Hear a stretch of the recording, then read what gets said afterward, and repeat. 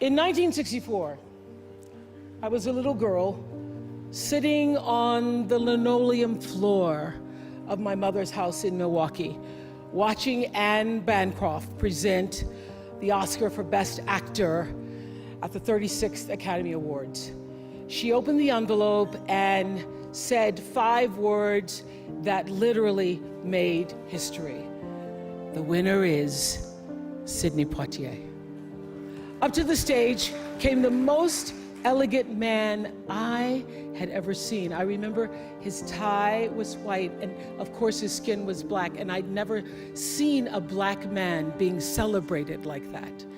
And I have tried many times to explain what a moment like that means to a little girl, a kid watching from the cheap seats as my mom came through the door, bone-tired from cleaning other people's houses. But all I can do is quote and say that the explanation in Sidney's performance in Lilies of the Field, amen, amen, amen, amen. In 1982, Sidney received the Cecil B. DeMille Award right here at the Golden Globes, and it is not lost on me that at this moment, there are some little girls watching as I become the first Black woman to be given the same award.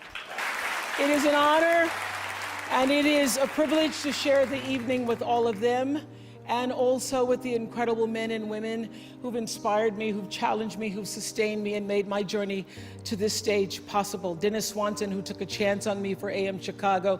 Quincy Jones, who saw me on that show and said to Steven Spielberg, yes, she is Sophia in The Color Purple. Gail, who's been the definition of what a friend is, and Stedman, who's been my rock, just a few to name. I'd like to thank the Hollywood Foreign Press Association, because we all know that the press is under siege these days. But we also know that it is the insatiable dedication to uncovering the absolute truth that keeps us from turning a blind eye to corruption and to injustice. To tyrants and victims and secrets and lies. I want to say that I value the press more than ever before as we try to navigate these complicated times, which brings me to this. What I know for sure is that speaking your truth is the most powerful tool we all have. And I'm especially proud and inspired by all the women who have felt strong enough and empowered enough to speak up and share their personal stories. Each of us in this room are celebrated because of the stories that we tell.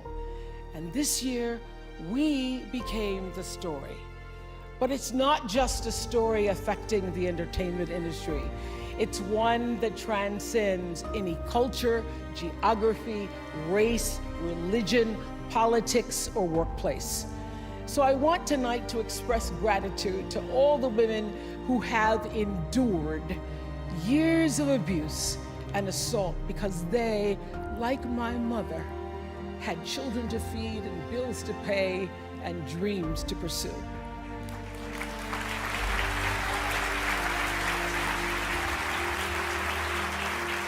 They're the women whose names we'll never know. They are domestic workers and farm workers.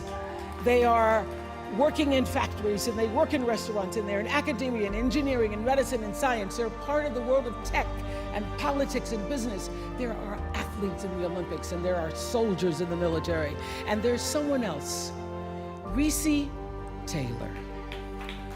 A name I know, and I think you should know too. In 1944, Reese Taylor was a young wife and a mother. She was just walking home from a church service she'd attended in Abbeville, Alabama, when she was abducted by 6 armed white men, raped and left blindfolded by the side of the road, coming home from church. They threatened to kill her if she ever told anyone. But her story was reported to the NAACP, where a young worker by the name of Rosa Parks became the lead investigator on her case, and together they sought justice. But justice wasn't an option in the era of Jim Crow. The men who tried to destroy her were never persecuted. Recy Taylor died 10 days ago, just shy of her 98th birthday. She lived, as we all have lived, too many years in a culture broken by brutally powerful men. For too long, women have not been heard or believed if they dared to speak their truth to the power of those men. But their time is up. I just hope that Recy Taylor died knowing that her truth, like the truth of so many other women who were tormented in those years, and even now tormented, goes marching on. It was somewhere in Rosa Parks' heart almost 11 years later when she made the decision to stay seated on that bus in Montgomery. And it's here with every woman who chooses to say, "Me too." And every man who chooses to listen. In my career, what I've always tried my best to do, whether on television or through film, is to say something about how men and women really behave, to say how we experience shame, how we love and how we rage, how we fail, how we retreat, persevere, and how we overcome. I've interviewed and portrayed people who've withstood some of the ugliest things life can throw at you, but the one quality all of them seem to share is an ability to maintain hope for a brighter morning, even during our darkest nights.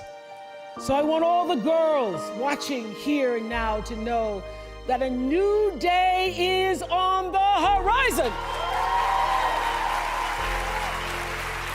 And when that new day finally dawns, it will be because of a lot of magnificent women, many of whom are right here in this room tonight, and some pretty phenomenal men fighting hard to make sure that they become the leaders who take us to the time when nobody ever has to say, "Me too," again. Thank you.